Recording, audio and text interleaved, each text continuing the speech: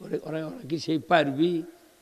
পারবি না, তুই একবার খালি ক্ষমতা দিয়ে দেখ, না মাবের পারবো না রে পাগল।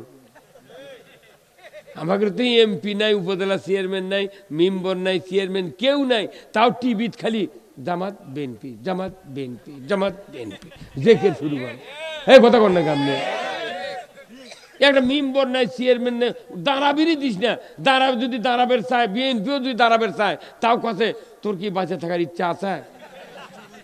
এই কথা কর না কা, বিএনপির ভাইদেরকে নেতাদেরকে নিয়ে যা, ওই ধরে লেদা কথা, তুই যদি বাঁচতে চাস তাহলে হয় শ্বশুর বাড়িতে থাকবো, না এদিক থেকে তুই হারাবো। আর আমাকে তো ফরমই তুলবার দেয়নি, এটা কি কম বিপদ? তারপরও আল্লাহ তাআলা এই দেশে ইসলামের পক্ষে, ইসলামের কথা আল্লাহ নিজেই রক্ষা করে।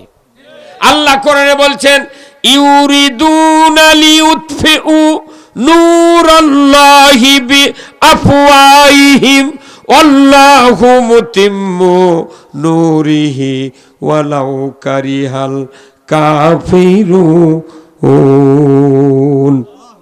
আবার আল্লাহ বলেছেন, ওই কাফেরেরা চায় মুখের ফুৎকার দিয়া আল্লাহর নূরকে নির্বাপিত করতে, নিভায় দিতে, কোরআনকে মুছে দিতে চায়, কিন্তু আমি আল্লাহ আল্লাহু মুতিম্মু নূরিহি, আমার সিদ্ধান্ত আমার নূরকে তাম পৃথিবীময় বিস্তার করে ছাড়বো।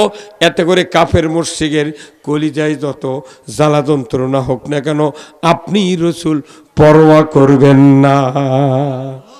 ইসলাম পৌঁছে দেওয়ার দায়িত্ব কার? আল্লাহ যে কাজে হাত দেয় সেই কাজে আমার আপনার খাওয়া বাজিছে। নামাজ কালাম পড়লে, তাহাজ্জুদ পড়লে, তাও নয় তোর দোয়া কবুল হবে, তোর কপালত দাগই নাই নামাজে।